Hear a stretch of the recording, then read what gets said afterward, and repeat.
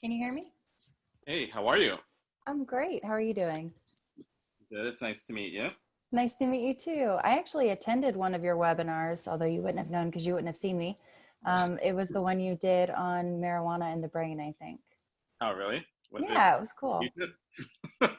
Say that again? I said, was it halfway decent? Yes, I would say it was halfway decent. That's good. Oh my goodness. No, it was interesting because I have several close relatives with severe head injuries who look at using marijuana to help with that. And so it was kind of an interesting, like, I had just gotten hired and I was looking for a gradual introduction. So it was cool. Nice. I enjoyed it. Yeah. Yeah, talking to a former classmate of mine. We were in like elementary school together, and her sister got COVID in March. Oh Went into no. a coma, went into cardiac arrest, and has a lot of brain injury issues. And so we were talking last night about things that she could potentially use. And I was like, you really need to consider every option. And medical marijuana is one of those things that you should consider. And she was like, I was just nervous to bring it up to the doctor. I'm like, Yeah. you need to not be nervous, and you need to have that conversation. And if they're not open to it, then find somebody else. Yeah. It's such a shame that stigma, I think, for people who aren't used to or aren't comfortable with advocating for themselves, that stigma can really kill an appointment. It can take a lot of productivity out of it. Yeah. It's such a shame. I have an online course, and I talk about the importance of being your own advocate, right? And you have to consider yourself an expert, because you're the expert on your body. And so whenever I'm seeing a patient, I always think of it, look, I may be the expert on the brain, they're the expert on their body. It's two experts coming together, right. To try to solve a problem. Right? So collaboration can be a beautiful thing. Yeah, absolutely. Yeah. Cool. I'm trying to get my full screen pulled back up again. I don't know what it is about. Oh, somebody's here. Oh, no, it's just us. Wait, no, there is someone here. Hi, Bobby. Good to see you. Welcome to Suite. I guess welcome back. All right. So we're just going to get, thank you. We're going to get started here in just a few minutes. I am having a little bit of trouble pulling up the things that I'm trying to see. Bobby, can you see the opening slide where all the pictures are scrolling?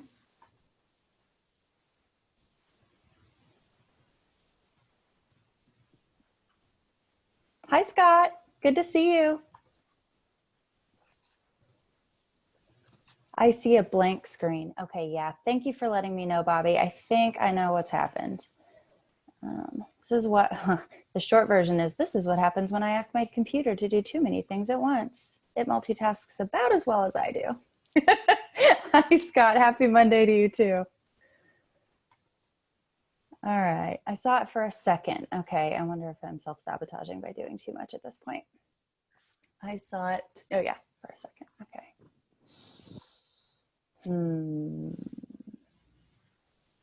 Well, Philippe, we're going to be in the wild, wild west here. Who knows what's going to happen?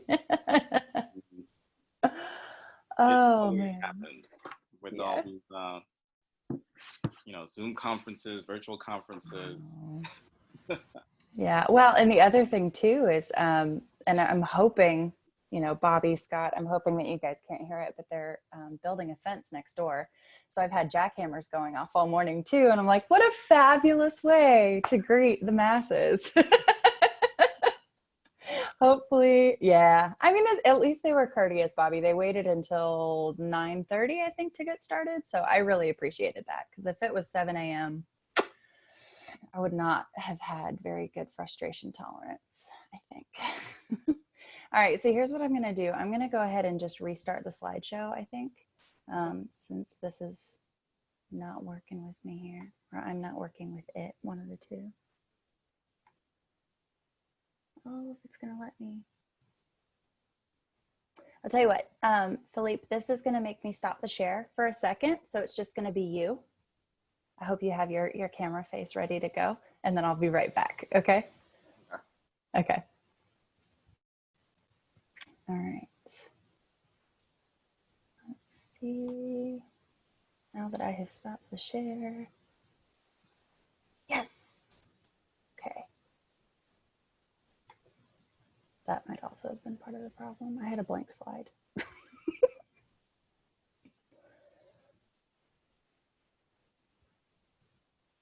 There we go. Okay.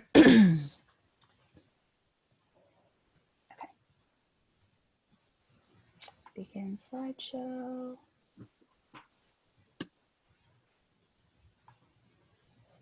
Here we are. And I'm going to share the screen, and then it's going to be time to get started.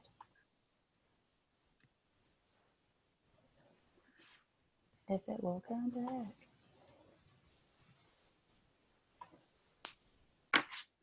Oh, Philippe, am I going to be running the PowerPoint for you? Yeah, if you don't mind. Not at all. Just checking in. Okay, this does not bode well. Saying that my window is invalid. Here we are. Making magic happen one day at a time. Okay.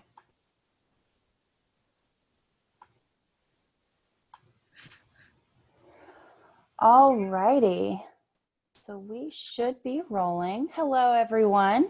Welcome back to the Sweet Institute. For those of you who've been here before, hi, Kathy and Marie and Jacqueline. Good to see you guys. For those of you who have not been here before, a very special welcome. If you don't recognize me, you're right. I am not Karen. I covered for her last time she was out. Today she's taking the day for the holiday, so I'm very grateful to be able to share my time with you all. We are very, very privileged to have Philippe speaking with us today and presenting on neuroplasticity. So before we jump in, I just want to throw out there for the group, if you could please change your settings from all panelists to all panelists and attendees. You make that change by putting those settings or going to your chat box, which should be on your screen if you hover your mouse. When you click on the chat box, you'll go over to at the bottom where it says to, and then there's a down arrow. So you want to change to all panelists and attendees. And the reason why we do that is because we benefit from the collective learning process here at Sweet. And so if you're only sending your messages to all panelists, which would be Philippe and I, we are the only ones who benefit from your questions, thoughts, expertise, etc. So we would really like for you to be able to share that with everyone. There are some names coming through that I don't recognize, or I can't tell if it's a name or a screen name. So just know that I'm saying welcome, and we're so happy to have you here. Philippe, I'm going to go ahead and turn it over to you. Sounds good. So hi, so I'm Dr. Philippe Dion. I'm a board certified neurologist. I'm a epilepsy specialist. I am the founder of the Inley BrainFit Institute, which is a health and wellness company. I'm the author of the book, Neuroplasticity, Your Brain Superpower, the creator of the app, Dr. Dion's Brain Fit, which is a game that teaches people about how food and exercise impacts their overall health, but especially the health of their brain. And I am also the creator and the instructor for the online course, Take Charge of Your Brain in 30 Days, in which I work with people with neurological and chronic medical conditions to really help them get healthier and create the extraordinary lives that they were meant to live. And so today I'm going to talk to you about neuroplasticity and peak performance. So I can't see the slides on my end. I'm not. So let's see if we can just bring them up.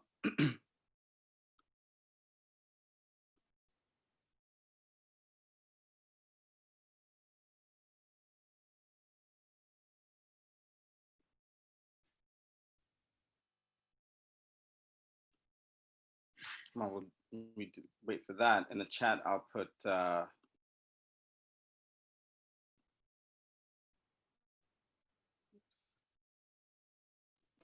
Sorry about that technical difficulty. Can everybody see it now? yeah. So now okay. I can see it. Okay, great. All right. Sorry about that, guys. Information in the chat about let's see if it's going to pop up. Oh, about the book that I wrote and my online course if it pops up. All right. So if we can go to the next slide.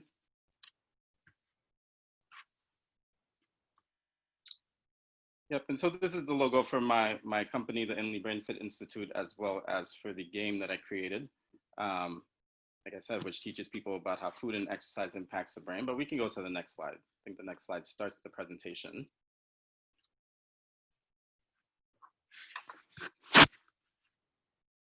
So I often like to start a talk with this idea of one brain, one body. And it's actually the tagline for my company, for the Inley Brain Fit Institute. And we have it on pretty much everything, on our t-shirts, on our wristbands. And look, it's obvious that we have one brain, one body. And so you don't need to have gone to medical school to realize that. But oftentimes, both in theory and in practice, we act like our bodies and brains aren't part of the same being, like somehow they are disconnected and that they should not impact one another. And we see the consequences of how we treat our bodies and the impact that that has on our brains, and vice versa. The ways that we treat our brains, the impact that that has on our bodies.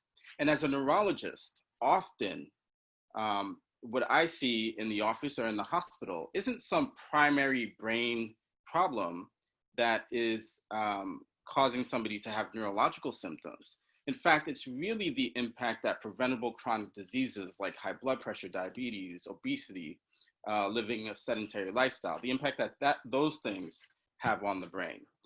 And it's the neurological dysfunction that those diseases cause that really have a significant negative impact on people's lives, either acutely, right? So when we see somebody like have a stroke, or even over a long period of time when people start developing memory problems associated with Alzheimer's disease. But it's really not just about the impact that preventable chronic diseases have on the brain. It's really about how we go about our day-to-day lives. And it's about how mundane or tedious or exciting our days are. And so many of the things that we do every single day have an impact on how our brains evolve, right?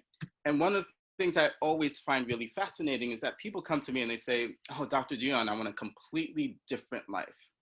Right? And yet every day they do the exact same thing. They wake up at the exact same time. They have the same routines. They go to the same jobs. They eat the same foods. They interact with the same people.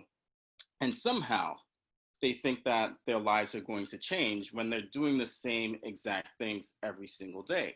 And in order for our lives to change, we really need to have different experiences. We need to learn new information. We need to have new thoughts. We need to make different decisions. We need to focus on different things and focus on things that are sort of greater than what our current sort of life situations are.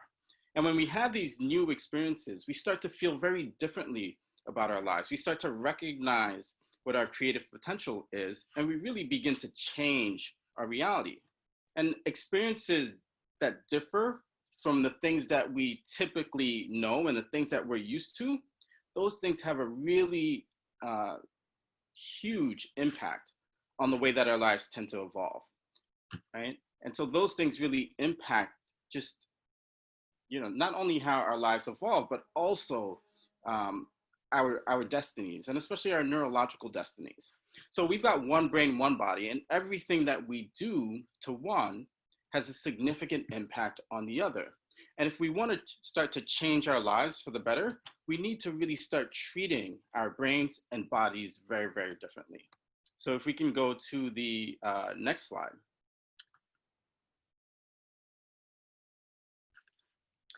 So when we do treat our brains and bodies differently, that's really when we begin the process of changing our lives. And the most important reason that our lives actually change so dramatically is because we're rewiring our brains in the process. We're opening up our senses to a new and much greater reality than what we already know.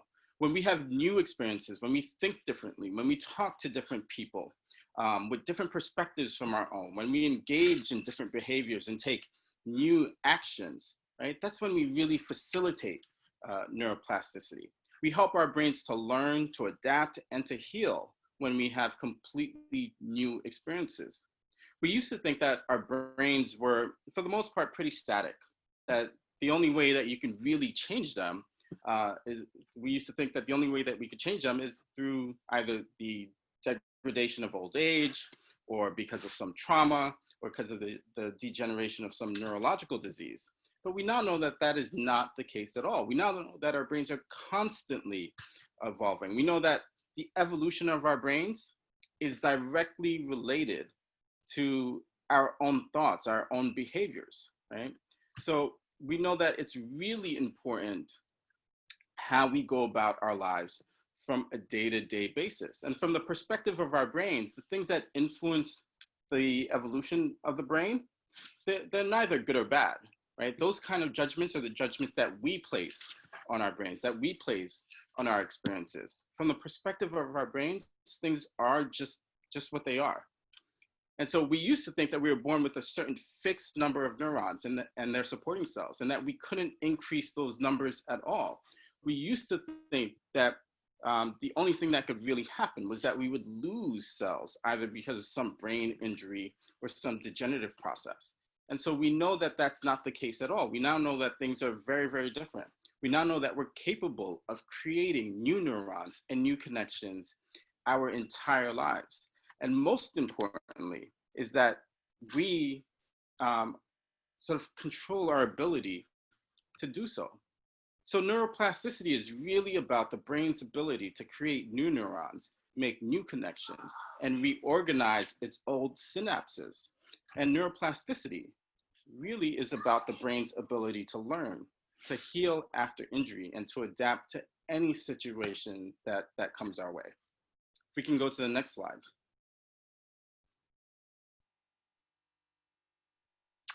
So why is neuroplasticity so important? Well, it's not just about healing the brain after injury, although that's incredibly important. But what makes neuroplasticity so powerful is that if our brains are capable of evolving, then so are we.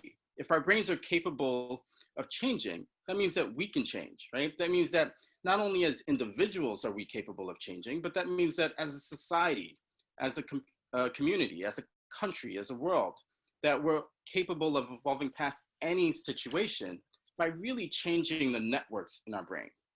And so I want you to take a moment and I want you to remember how you felt maybe on the morning of your last big graduation or big event in your life, right? I want you to remember the anticipation of that day. I want you to remember the excitement of potentially walking across the stage. Maybe it's the relief of accomplishing something that was a lifelong goal or dream. I want you to remember the celebrations, the party that you had, the hope for a new beginning, the ability to do what you felt that you were called to do, right? Maybe it was the excitement of landing that first job, that internship, that residency, or maybe it was just the excitement of finally making some money after years of being in school. Or maybe you were like me, right? On the day of my graduation, I wasn't excited. I was terrified, right? And the reason that I was so scared, it had nothing to do with starting internship, had nothing to do with being responsible for people's lives or doubting myself in any way. The reason that I was so terrified was because 8 days after I walked across the stage at Carnegie Hall to get my medical diploma, I walked into the operating room at New York Presbyterian Columbia to receive a kidney transplant from my father, right? And while nothing in my life experiences or medical school training could prepare me for that morning, for that moment, there were a lot of valuable lessons that I learned from that experience that really changed the trajectory of my career. And so while I was recovering from having a kidney transplant, I was watching a lot of my former medical student colleagues and some of my friends, sort of go off and do the things that they had been learning to do, and they were impacting people's lives. And there was part of me that was a little bit jealous, right? I mean, here I was, I could not in any way use the information that I had learned to really teach people about their health and to help them to get healthier, right? I mean, I was trying to figure out how to get healthier myself. I was trying to figure out how to take care of this new kidney and how to tolerate a lot of these medications that I was taking, right? I was trying to figure out how to build my body back up, how to build my strength back up. And so after my transplant, I had to teach myself and I had to begin to evolve. And the way that happened was because that I really took control of my brain. right? And really took the lead in terms of my brain's evolution and my neurological potential. I had to evolve past that particular life situation of having been in kidney failure, going through a kidney transplant process. So if we take a look at the next slide. So we can't talk about neuroplasticity without talking about neurons. And neurons are the nerve cells that play the biggest role in neuroplasticity. And what makes neurons so incredibly special is that they are perfectly built for efficient communication. They communicate with each other through chemical and electrical messages that really shape the entire networks within our brains. When neurons exchange neurotransmitters, it starts the process in which neurons begin to fire, which means that an electrical signal is generated and it gets transmitted down in axons to other neurons. And so when you consider that we have anywhere from 80 to 100 billion neurons in the brain, and that they've got trillions of connections, all of that really has a control on not just on our thoughts, but our moods, our state of mind, and our movements. I often tell people that we need to act more like neurons do, right? And so neurons are perfectly built for communication. And whenever there's a dysfunction or disruption in that communication, right, that leads to neurological symptoms, whether it is a stroke that causes a structural change in the brain, right, that prevents neurons from communicating with each other, whether it's MS that affects the myelin sheath that prevents that electrical signal from going from one neuron to the next, preventing neurons from communicating with each other. So whatever process it is, it disrupts a neuron's ability to communicate, and that leads to dysfunction.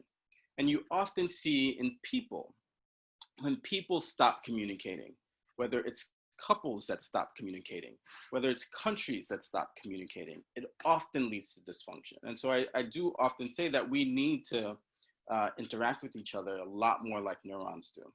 And neurons don't all look the same. Some are short, some are long, some are rounder, some are skinnier. Some have one axon, others have axons and dendrites, but they really do a fantastic job of all coming together to form this extensive network.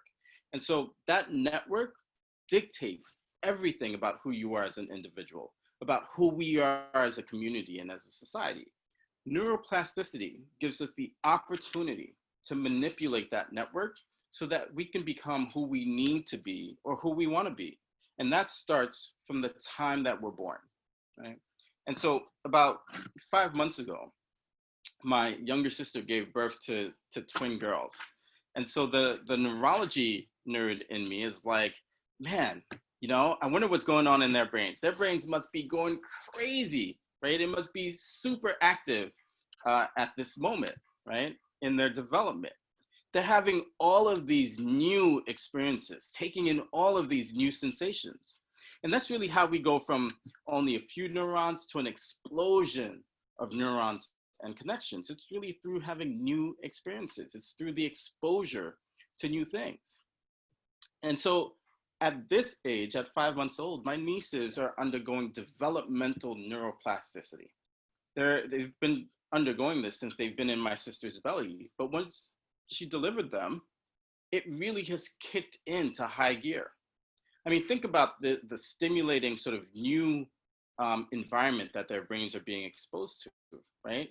From the moment that came out, everything is new. The sensations of touch, the light, the things that they're seeing, the things that they're hearing, the things that they're able to grasp at. Think about all the learning that they're doing in this moment in time. And throughout our entire lives, there are critical periods in the brain's development, right? Meaning that there are time periods where the brain is really primed to undergo neuroplasticity, where it's really primed to make a whole bunch of new neurons and new connections, right? And so this particular period in my niece's life, their brains are really primed for that. There are other periods too where we see that happen. We see it happen in the late teenage and early adult years, where the brain is really primed to undergo a lot of changes. We actually see that happen with pregnant mothers, where their brains are really primed to undergo a lot of changes so that they can become experts in what's going to be most important, and that is enhancing the survival of their baby. And so even what mothers sort of interpret as mommy brain and the loss of memory for certain things, it's actually their brains becoming a lot more efficient, a lot more expert in what's most important in that moment, right? And even though, I'm saying, look, there are periods in our brain's evolution, there are periods in our lives that are critical, where we're really primed to undergo these changes.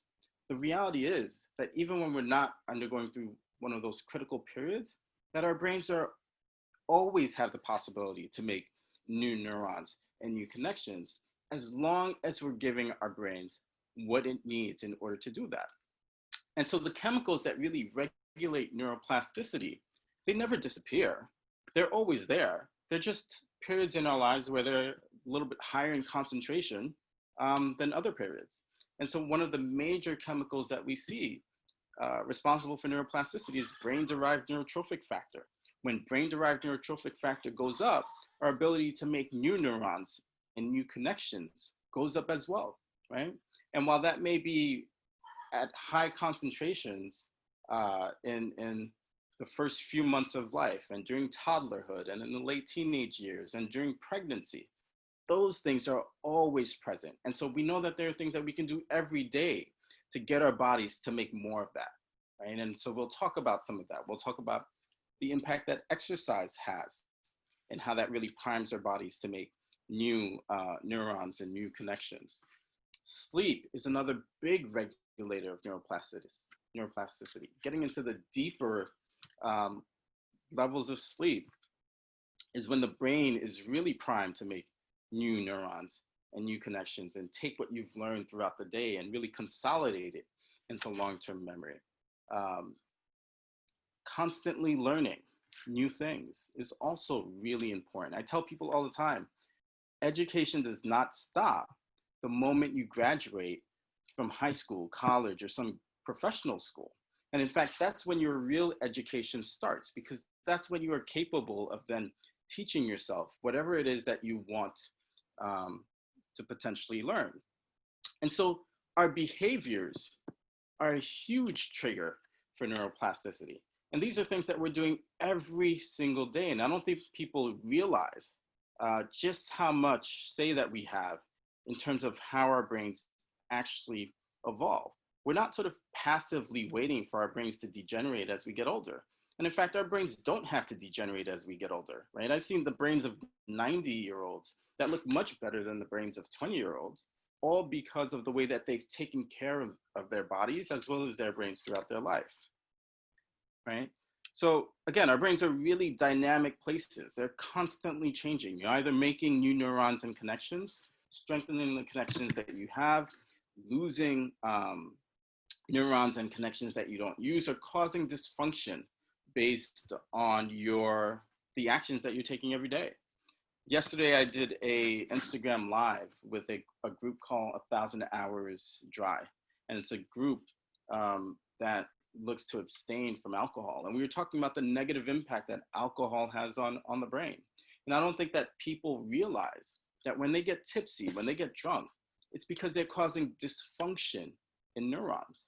And when people are drinking alcohol, you can actually cause your brain to shrink. And we can see that on things like CAT scans and MRIs.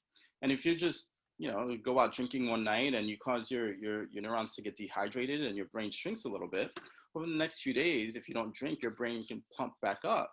But when you think about people who are chronically drinking, and these aren't necessarily people who we would consider as alcoholics, just people who are chronically drinking in moderation, over time, we see that their brain shrinks, and that's permanent. And while everybody is worried about Alzheimer's, we see alcohol-related dementia every single day. Okay? So our behaviors are crucial in terms of determining how our brains evolve. If we can go to the next slide.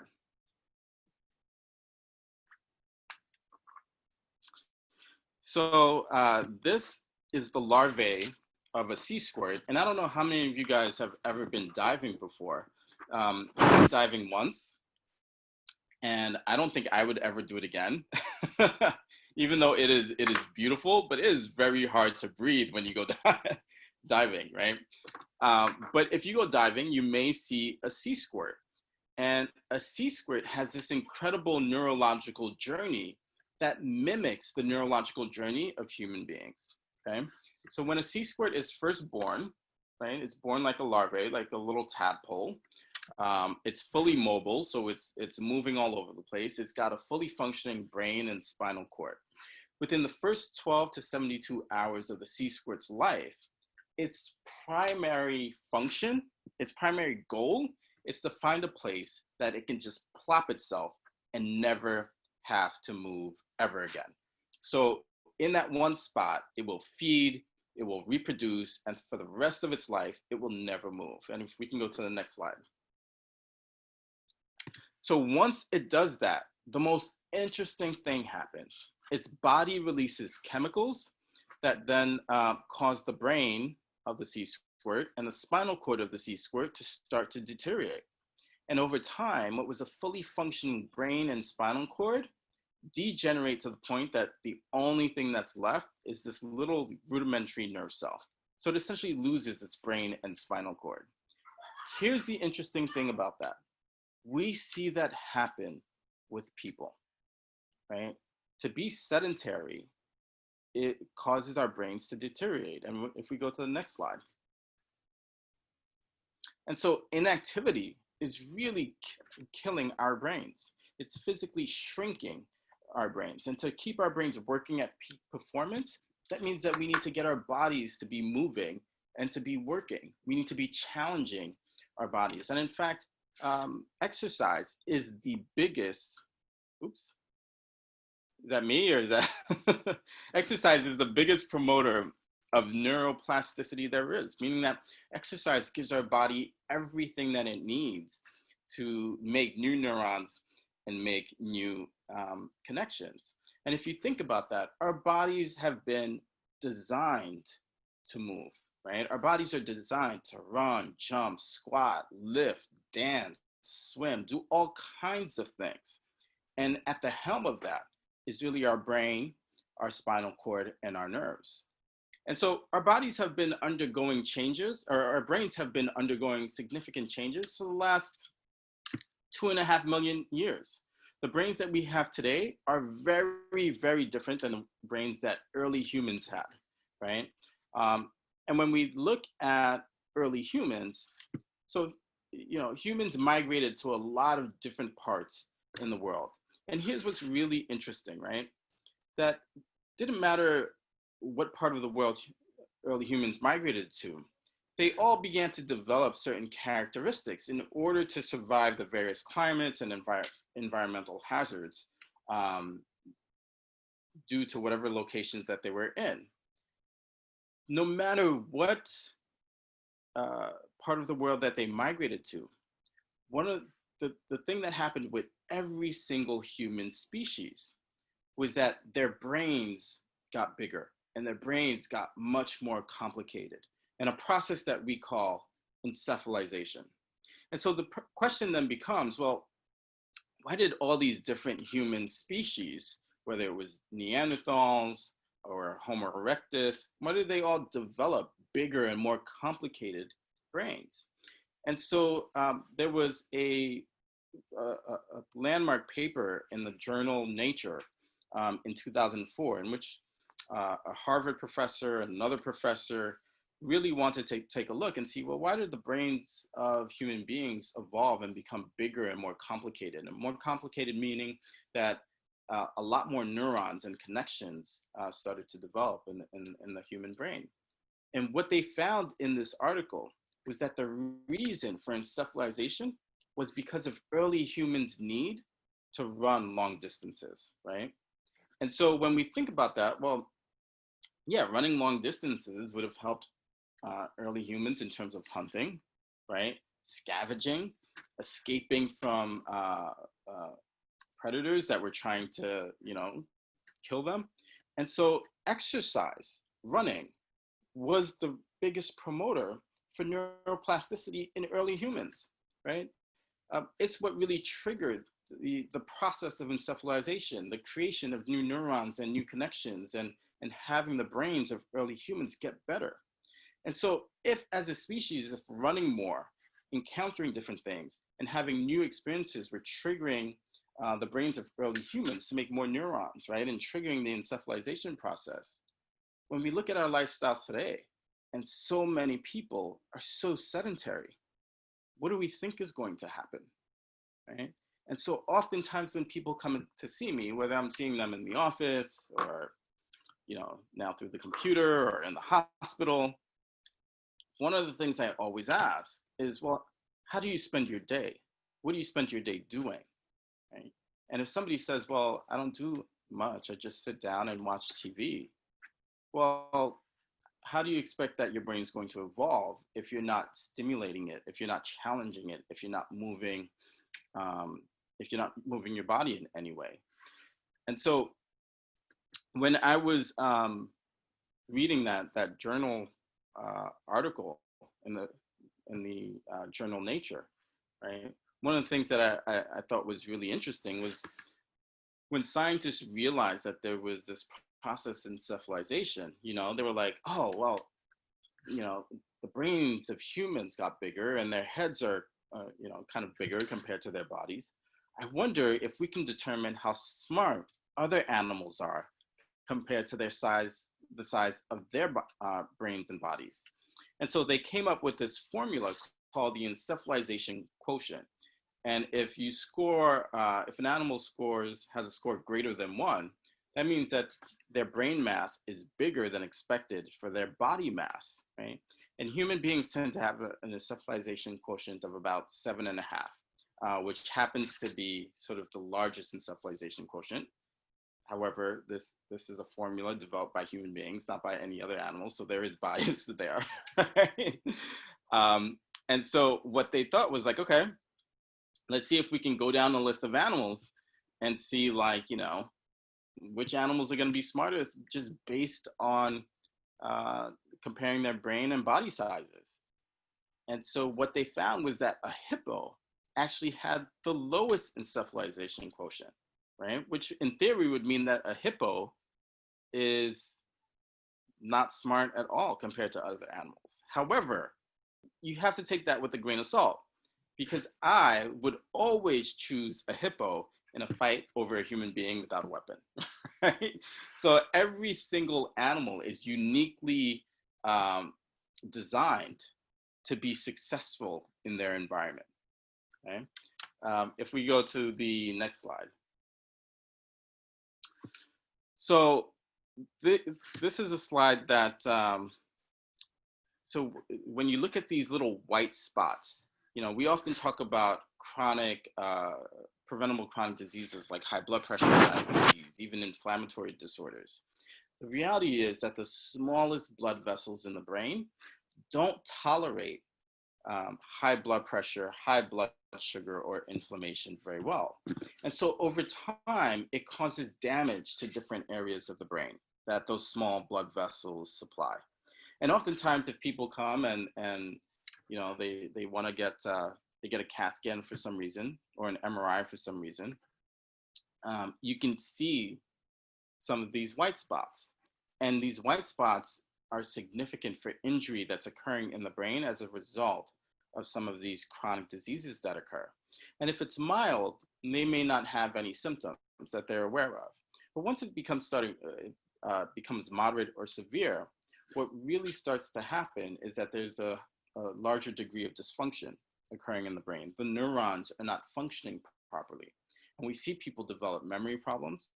We can even see people develop seizures or epilepsy as a result, because anything that causes dysfunction in the brain will then increase somebody's risk of developing seizures. And underneath these white spots, you can actually be seeing strokes, so areas of the brain that have actually died, right? And so, somebody will come in and you say, and they'll say, oh, so-and-so said my MRI was normal. And it's like, no, actually your MRI is not normal. We have these findings, and there are some strokes that we see, and they'll be like, oh, well, I've never had stroke symptoms, right? And they may very well be right. You can have a stroke in a clinically silent area of the brain, but over time, it's going to lead to a lot of dysfunction. And over time, right, it can lead to another form of dementia that we call vascular dementia, right? And everybody's always worried about Alzheimer's, um, but you've got all these other different types of dementia, which at the end of the day, whatever you call it, the reality is that it interferes with somebody's ability to go about living the life that they've always wanted to live, and can cause significant uh, dysfunction in their life. Right? If we go to the next slide. So when people come and they're being evaluated for memory problems, maybe some mild cognitive impairment, or even sort of a more advanced dementia, we always talk about what can they be doing to getting their brains functioning better? What can we be doing to really be promoting the health and wellness of their brains, right? Because at best, what medications are doing is maybe minimizing some symptoms. And if you're lucky, it's doing that without giving the person side effects, but it's not reversing the underlying issue that's going on. And so not only do you have to take care of the underlying issue, like the high blood pressure, the diabetes, or the inflammatory disorder, so it's no longer doing more damage to the brain, but you want to then do things that are going to promote healing. And so, like we've talked about, exercise is incredibly important. And studies have shown that in people with mild cognitive impairment, that even walking, right, getting them to walk on a regular basis, 30 to 45 minutes per day, has shown significant improvements in their cognitive abilities. And oftentimes I'll see people, who come to me because they're starting to have some cognitive issues, and I'll go through sort of the details of their lives with them, right? I'll go through their past medical history, I'll go through their day-to-day with them, and I'll come up with a comprehensive plan that includes, look, you've got to get regular exercise in, and here's the kind of exercises that you want to be doing. You've got to get enough sleep. So we talk about sleep hygiene, so habits that help them to sleep better. We talk about minimizing stress, because chronic stress actually kills neurons, and it kills neurons in the parts of the brain responsible for making new memories. And we talk about things like constantly learning, right? And sometimes that's all good, but there are times when people will say, look, that's really not what I expected from this visit. That's really not what I wanted from this visit. What I really wanted is for you to give me a pill to make it all go away, right? And the reality is, as a neurologist, look, I know that there are plenty of pills out there, and there are medications like Aricept and Namenda, and the studies and theory show that it somehow slows the progression of dementia down, which I'm not even sure how you accurately test that. But I have never seen Aricept or Namenda reverse memory problems. I've never seen it significantly improve a person's life. Where if you're now sort of coming up with a plan to tackle the underlying issue, the issue that was causing the dysfunction in the brain to begin with, and then starting to do things that promote the healing of the brain, that's when I see people's lives change for the better. And it's not necessarily just in people with dementia. It can be in people who have had strokes, in people who have epilepsy. There was a patient that I had. She was in her 30s, and she had had epilepsy ever since she was a kid. She had had 2 epilepsy surgeries, so 2 brain surgeries to take out pieces of her brain where they thought the seizures were coming from. She was on 5 different anti-seizure medications, and she was still seizing. And so one day we came up with a comprehensive plan for her. And part of that plan included taking soda out of her diet. And for the first time in a really long time, she went 6 months being seizure-free. And then one day she starts coming back into the ER, and I'm like, what's going on? And she says to me, you will never take soda out of my diet again. And she's got 2-liter bottles of Pepsi at the bedside with her, right? And so even making some small changes in the way that people go about their life can have these dramatic impacts on their neurological health. Right? Let's go to the next slide. So how about we take a step back and look at things again from an evolutionary perspective when it comes to how our brains sort of evolve and neurons and their connections. And so, we talked about encephalization and how throughout our evolutionary history, our brains have gotten bigger, they've gotten more complicated, meaning that there was an increased number of neurons. Well, what part of the brain started to get more neurons, right? Was it the entire brain that got more neurons, or were there specific areas? And so when researchers looked, there were areas that got more neurons than other areas, right? And so the area in terms of an evolutionary history, which is sort of newer, the newest part of our brain, which has a lot more nerve cells, a lot more neurons and connections, and even their supporting cells, is the neocortex, right? And that's a part of our brain that's responsible for making decisions. It's the part of our brain that's responsible for higher reasoning. And from an evolutionary perspective, it kind of makes sense, right? If an animal wanted to eat you, it's better to be able to reason your way out of that, right? To think of a plan to get away from that animal than it is to panic, right? And let your emotions take place in that moment, right? And so for that reason, the parts of our brains that make decisions, that are involved in higher reasoning, those got bigger. That part of our brain had a large increase in number of neurons. Another part of our brain where nerve cells increase significantly is the cerebellum. And the cerebellum is responsible for fine motor movements, right? And again, from an evolutionary perspective, this also makes sense, because if saber-toothed tiger, and I don't know if saber-toothed and humans, early humans sort of interacted, I don't know if they're from the same time period, but if let's say if saber-toothed tiger was chasing early humans, right? You wanted to be able to run in a way that you can maximize your speed, you could be really efficient, and you weren't going to be clumsy and trip over yourself and fall.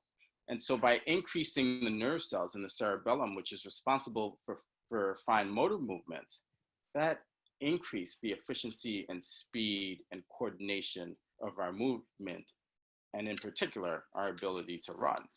Right? So what's another part of our brain that increased in size? Well, the hippocampus. The hippocampus is a part of our brain that is really responsible for short-term memory and turning short-term memory into long-term memory. And again, from an evolutionary perspective, this makes sense, right? Because you would want to know, well, where is it that predators like saber-toothed tiger hang out, right? When is it that they tend to feed? What do they tend to look like when they are looking for food, right? So you're able to remember those details and commit that to memory. So when we look at the parts of the brain that really increased in size over our evolutionary history, again, it's our frontal lobe, it's our cerebellum, and it's our hippocampus, right? And so when we think about the brain and we think about the encephalization process, and we think about how our brains are constantly changing every single day, that requires a lot of energy.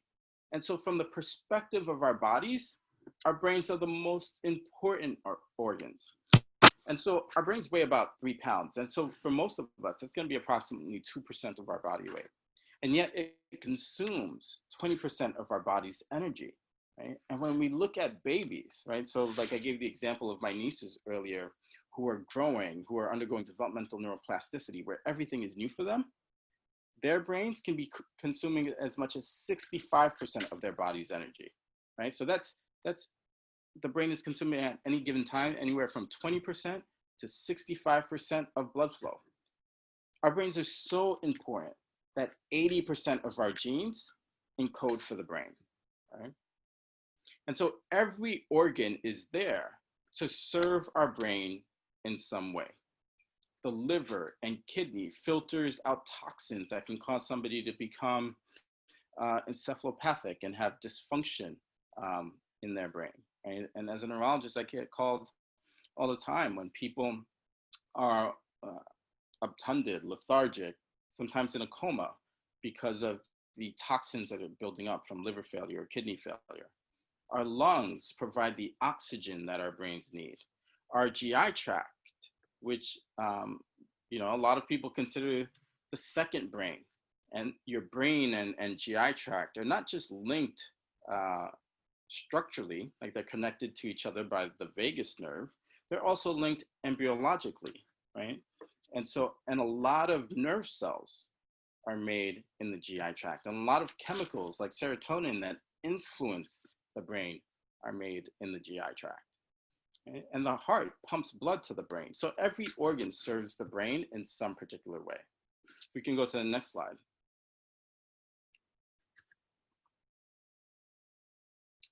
So this is a PET scan, right? And so like I've said before, look, we've got one brain and one body, and everything that we do impacts the evolution of our brains. And that includes how we eat. And so when we do PET scans of people who eat in our traditional sort of Western way, in our traditional Western diet, which means that there's a lot of processed foods, there's a lot of salt in foods, there's a lot of carbohydrates, there's very little fruits and vegetables. And we compare that to people who eat with a Mediterranean diet, which has a lot of fish, healthy fats, fruits, vegetables, nuts, and seeds, and a little bit of carbohydrates. We see differences in the PET scans. And actually, the PET scans of those people who have a Mediterranean diet show that their brains are much more efficient at using glucose and energy than the brains of people who eat a lot of, who eat sort of a Western diet. And I always say that I think we often forget what the real purpose of food is. Food is there to keep us alive. It's really there to give us the energy so that way we can carry out the lifestyles that we engage in. Right? Food is there to keep us healthy. It should be there to prevent us from disease, and it should be there to help our bodies to heal from sickness and injury. And instead, the way that we eat oftentimes does the very opposite of that. So healthy foods have a way of minimizing and controlling the amount of inflammation in the body. It takes work to break down food, right? And as part of that work, toxins are formed, cells get injured, cells get ruptured. The inside of our bodies become exposed to substances which can cause an immune and inflammatory response. Healthy foods decrease the amount of work that needs to be done in the digestive process. And therefore, the toxic sort of byproducts of healthy foods is significantly less than processed unhealthy foods, right? And then as a result, the immune and inflammatory responses tend to go down. There are neurological diseases that we manage with diet alone. And in fact, from an epilepsy perspective, so I mentioned that patient who I took soda out of her diet, right? And the ketogenic diet, which in general minimizes the amount of carbohydrates or minimizes the amount of sugar that the brain is going to be exposed to, has long been used to treat epilepsy, and especially in children who have medically intractable epilepsy, meaning that medications don't work, right? Especially in children who are developmentally delayed, because children who are developmentally delayed oftentimes can't just go grab a slice of pizza, right? They're sort of being fed. Whereas an adult, you try to keep them on a ketogenic diet, at any given moment, that adult can go and grab a donut, grab a slice of pizza, or grab some other high carb meal. The reality is that throughout our evolutionary history, we've never had access to sugar the way that we do now, right? And even when it comes to healthy foods like fruits, right? I mean, we pretty much can get any fruit or even vegetables, but we pretty much can get any fruit any time of year, right? Any season. That's a problem because it really begs the question, what are they putting in these fruits and vegetables that are allowing them to grow year round, that are allowing them to grow out of their season? So a lot of the processed foods that we eat, a lot of the simple carbohydrate foods that we eat cause our bodies to change in ways that are devastating, right? And especially when it comes to sugar, our body, in order to respond to that sugar, causes the pancreas to really release large amounts of insulin. And insulin causes our cells to take up that sugar, right? With lots of blood, with lots of sugar in the bloodstream, insulin stops working well. And so people become resistant to insulin and they develop type 2 diabetes. And one of the things that we see when we look at over the last 30 years, and we look at the diseases that have increased in number, it is sedentary lifestyle, obesity, type 2 diabetes, and Alzheimer's disease. And people with diabetes, or at least type 2 diabetes, are at least twice as likely to develop Alzheimer's disease when compared to people without diabetes. And in fact, there are neurologists, neuroscientists, and researchers who will tell you that there's such a close link between type 2 diabetes and Alzheimer's that Alzheimer's really is type 3 diabetes, right? Not only that, but excess insulin encourages inflammation. So, to some degree, pretty much every disorder, neurological or some other disorder, is associated with an inflammatory response. And so while inflammation sort of in the acute setting is there to protect your body, chronic inflammation damages cells and damages tissues. The other thing too is that insulin also makes us fat. It's our body's biggest growth factor, right? And you can see when you compare somebody with type 2 diabetes with somebody who's got type 1 diabetes, the person with type 1 diabetes, their body doesn't make insulin. So they've got to take insulin, an exogenous source of insulin. Somebody with type 2 diabetes, their body is pumping them full of insulin, but there's just so much sugar in their blood or in their cells that their cells are not responding to the insulin, right? And so you've got all that insulin hanging out in their body, in their bloodstream, which is not just causing inflammation, but is also causing them to put on weight. And so oftentimes somebody with type 1 diabetes will be very, very thin. Somebody with type 2 diabetes is more likely to be obese. Right? We can look at the next slide. So there's no single food that's a magic bullet when it comes to keeping our brains healthy, but there's certainly some really quick and easy tips. One, you should never eat until you're full. You should eat until you're about 70 to 80% full. Now, obviously, you don't have like a gauge that tells you when you're 70 to 80% full, but you know your body. You know when you start to feel full and bloated, and you want to stop before you get to that particular point. And the reason that you want to do that, you just got to remember, it takes work to eat. That digestive process causes your body to make toxins, right? It causes cells to rupture. It causes tissues to become inflamed. And when you eat less food, you minimize the risk of all of that happening, right? And you also take in less calories, which ends up being good for you. When you take in less calories, it actually causes brain-derived neurotrophic factor to go up, and it promotes neuroplasticity. It promotes your brain making new neurons and new connections. The second thing that you should do is you should drink water. Water benefits every single part of your body. And if you're only 20% dehydrated, it can cause your energy levels to drop. It can cause you to feel cognitively slow. And so while everybody always wants to reach for a caffeinated drink and coffee or soda or I don't know, a Red Bull, the reality is that if you were to drink a glass of water and maybe have a banana, that you will see your energy levels go up, and you won't have that crash that's associated with putting a lot of sugar into your system. The third tip is that you really should be using food for energy and not sort of because you're bored. You don't want to use it when you're sort of feeling down. You really want to just use food for your lifestyle, right? I mean, that's the entire purpose of food. The fourth thing I would say is that you want to stop drinking cow's milk. I mean, first and foremost, cow's milk are meant for cows, not people. If you saw how they get the cow's milk, you probably would never touch cow's milk again. But it can trigger a huge inflammatory response within our systems.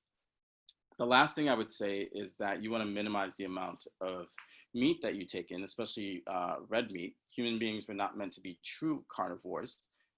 And meat, and especially red meat, is associated with a lot of inflammation. And we know that red meat can trigger things like gout, which is incredibly painful. But there's also studies that show that there's an association between too much red meat and cancer, heart disease, diabetes, and early death. If we can go to the next slide. So learning is incredibly important for brain health, right? Like I said before, learning does not stop the moment that you graduate. And in fact, that's really the start of true learning.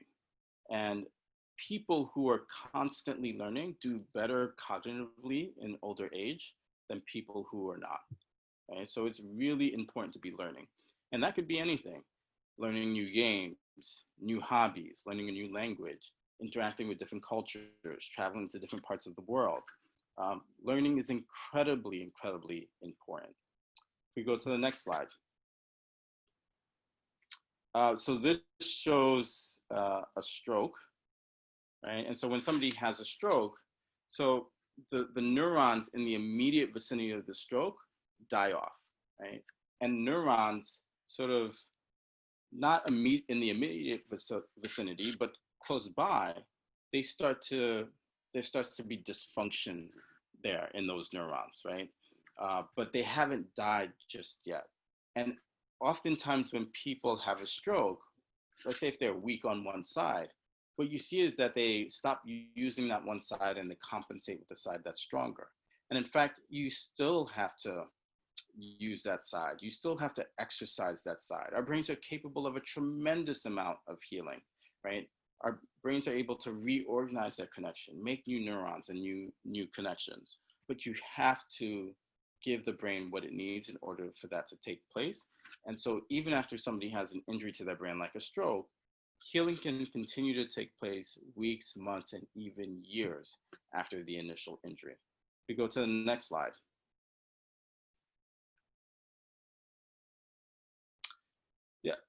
So this talks about memory. And so oftentimes people, when they come and they've got some memory issues, I always say, look, from a neurological perspective, memory is about connection. So anything that's going to cause the disconnection of neurons and prevent their ability from communicating one with each other, that can potentially lead to memory issues. And so there's a lot of things that can do that, whether it is strokes that do something like that, whether it's vitamin deficiencies, thyroid dysfunction, the impact that high blood pressure and diabetes have on the brain.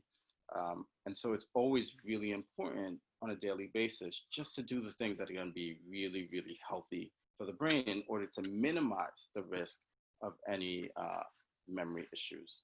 Next slide. So this shows us the CAT scan of somebody with Alzheimer's disease. And so what you see here is that not only has the brain shrunk, but there are all these sort of holes and gaps in the brain that would be a lot larger than in somebody with a healthy brain. And so what you're not seeing, or it's not sort of obvious, is that there are probably also a lot of small strokes on this CAT scan. But also you see a lot of what we call these ischemic changes, these microvascular ischemic changes that you see in people that have high blood pressure and diabetes, which can lead to dementia down the line. We take a look at the next slide. So in order to promote neuroplasticity, there are things that you can do every single day, and it's both about avoiding the things that are going to be traumatizing to the brain and cause dysfunction, as well as about doing the things that are going to promote healing and are going to promote your brain's ability to make new neurons and new connections, right?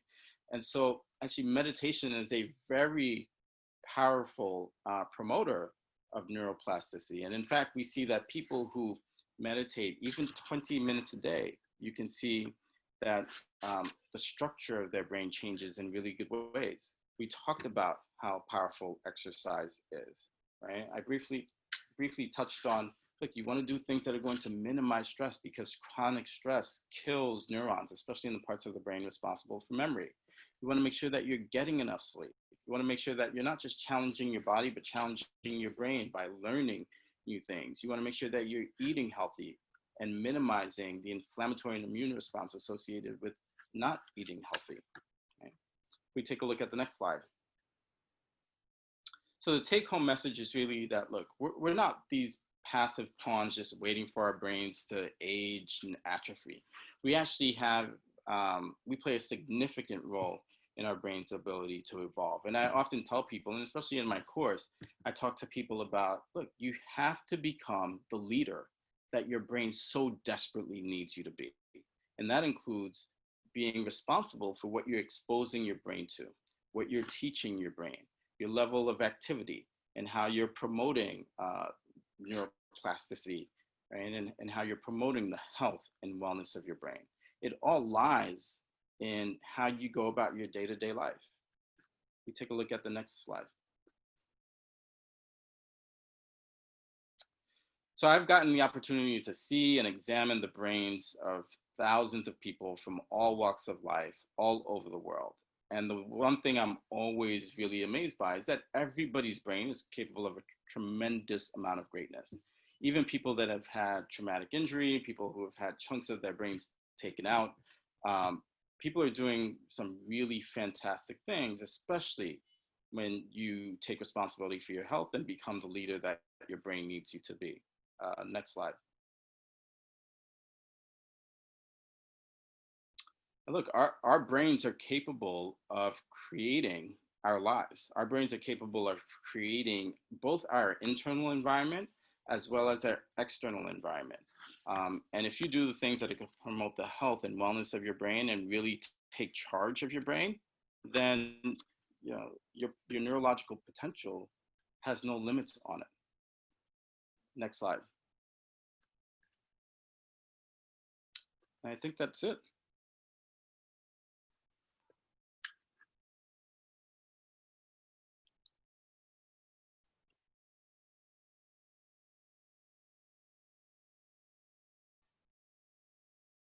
I think you're muted. Thank you. Thank you so much, Philippe, for your time and your expertise. This was really wonderful, and I think all of us probably learned a ton. So thank you very much. Are you available for a couple minutes to answer any questions? Yep, I am. Okay. So I know one question I had actually was, what does encephalopathic mean? Because that was something you talked about earlier. Yeah, so encephalopathic is essentially when you've got dysfunction all over your brain. People become really lethargic. Sometimes they become obtunded. Sometimes they're in a coma. So people just don't respond well. Gotcha. Did anybody else have any other questions they wanted to put into the chat box? Oh, so we had one from Bobby. Yeah. So that's a great question. I think I mentioned before, I had a kidney transplant actually in 2007. And so some medications like mycophenolate can actually predispose you to viruses that have a significant negative impact on the brain, right? The other name for mycophenolate is Cellcept. The reality is that some of these medications, or a lot of these medications, suppress your immune system. And so it does put people at risk for different infections.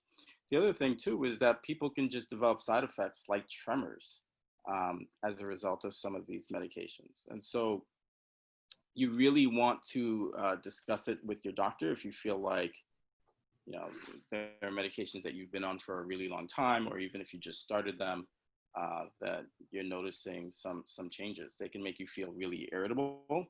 So if you're on steroids for a long time, or you can just take a couple doses of steroids and it changes your mood, right? So yeah, you want to be mindful of the medications that you're taking.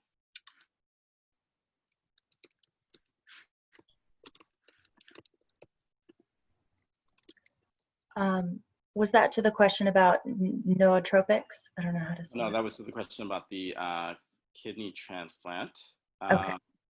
So, the thing with nootropics is that they are not necessarily always regulated by the FDA, right? So, as a medical doctor, oftentimes we go by FDA recommendations. However, I will say that there are a lot of people from an anecdotal perspective who swear by neurotropics.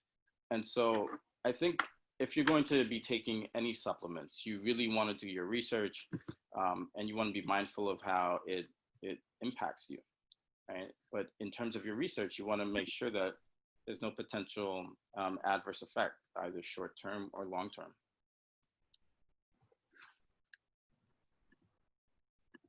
All right, wonderful. Does anybody else have any last minute questions before we let Dr. Duyan go?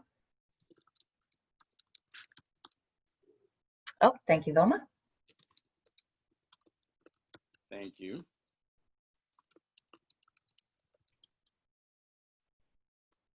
Awesome. There is your book. I'll put Thank you, Bobby. We appreciate that. So it looks like Velma had asked, she said, I know that type 2 diabetes can be reversed or, whoops, I lost it. Can be reversed or managed, but what about high blood pressure? Can it be controlled or eliminated? Also, what about Prevagen? Yeah, so high blood pressure and diabetes, depending on what's causing them. So type 2 diabetes is a lifestyle disease, and that can be reversed. And if the high blood pressure is also related to lifestyle issues, then that also can be reversed. And so these are conversations that you want to have with your doctor about figuring out what is the root cause of your medical issue. And this is something that I talk about in my course. You've got to get to the root cause, right? Because medications don't do that. They're there to try to minimize your symptoms. And if they do that over time, you're just going to need more of the medication, higher dosages, different medications, right? But getting to the root cause is incredibly important, because as we talked about, there's a difference between type 1 and type 2 diabetes, right? There's a difference between somebody who has high blood pressure because they're overweight, and maybe somebody who's got high blood pressure because their kidneys are not working well, or maybe their kidneys are not working well because of diabetes or high blood pressure. And so you always want to get to the root cause of the underlying, or you always want to get to the underlying issue. All right, thank you so very much. This was really wonderful. Everybody, thank you for joining us this afternoon. It's been a pleasure as always. If you look into your chat box, I've added the post-test and the evaluation links. You're most welcome, Scott. Thank you for being here. So please remember that our system is fully computerized, so that means that it needs to be done sequentially. So you need to have your post-test completed first, and then your evaluation completed second. Something else to remember is that our system doesn't know the difference between you and your many email addresses. I know you professionals tend to have at least two, so please make sure that whichever email address you enter is the same from the post-test to the evaluation. Another thing I've seen recently is with the post-test, sometimes it'll ask first name, then last name, then email. And then sometimes on the evaluation, it'll say full name and email. Please make sure you're reading which one it's asking, because if you put first name, last name, email in when it's not asking that way, then it can't send you your certificate. And we want to make sure that everybody gets all the material that they need and the credit for their time and attendance today. For those of you who have not done the post-test and evaluation before and are maybe a little confused about the process, these are just the two things that you'll complete in order to get your certificate for today. If you complete the post-test and the evaluation, but you're using a browser other than Google Chrome, a lot of times our systems have a hard time recognizing that. For whatever reason, they just work best on the Google Chrome platform. So to eliminate any potential issues or anything like that, just please make sure that you're completing it with that platform. Streamlines the whole process. And then if you have done all those things, you know you did it in the right order, which is post-test, then evaluation, and you used Chrome, and you had the same email address. Also, it could be that your certificate was sent to your social promotions or even spam filters. So go ahead and take a quick look in there and see what's happened. It could be that it's there. If not, then at that point, absolutely reach out to us. You're welcome to email us at contact@sweetinstitute.com, and we'll have somebody available who can troubleshoot and try and figure out what's going on with that certificate for you. We certainly don't want to leave you hanging. So what I'm going to do really quick is I'm going to walk you through a review for our post-test, for the things that you guys discussed today. And then after that, with the review, I'll let you know about some things that are coming up to look forward to, and hopefully you'll join us for those. And then after that, we will say our farewell. And I'll see you, I guess, the next time that Karen leaves town. So, all right, today, the things that you guys spoke about primarily with neuroplasticity were things about the effects of change, adaptation, learning, and healing, and how all of those things can work together to optimize our brain functioning and performance. You also discussed things about the benefits of certain lifestyle choices that are healthy for our brains. So things like movement, incorporating a plant-based diet, lower sodium, and also talking about how learning is essential. And then also remembering that knowledge is power. And so as we know how our brains work, that gives us the opportunity to then make better choices and change our brain's functioning. So we are not helpless in that process. All right, so the last thing we're going to go through, hopefully that review was helpful. If you have any questions, I do still have my chat box pulled up, so feel free to throw that in there if you're having a hard time with the links or if any of that review was unclear. But in the meantime, we hope that you'll join us tomorrow from 12 to 2. We have a webinar on trauma-informed care, which I'm sure some of you have heard about. It's kind of a buzzword right now, so it may be relevant to your practice. From 7 to 9, we have our webinar on decision to perceive differently. So that's been a big part of some of the focus that we've been shifting here, is looking at the way that we think about things and the way that we engage our understanding about the world around us. And then on Wednesday, we have the next installment for our CBT series, which is on CBT and action. So a couple things with that. I've heard a lot of people asking, oh, you're on week 9 or whatever, and I want to join, but I'm too far behind. You can always join us for the CBT series, even if we've begun already. All that we would ask is that you just go back and complete the old ones. But once you've registered for that course, you have access to all of the self-study from previous weeks. And of course, you'll be registered for the future ones. You just need to register for the course as a whole in order to do that. For those of you who are new or haven't been attending, we also have the Neuro-Linguistic programming course going on right now. It's definitely a program that's kind of challenging some of our community because it's causing us to rethink a lot of the things that we take for granted. But I would really encourage you to look into that. And then also our psychotherapy certificate program as well. So please take advantage of those opportunities.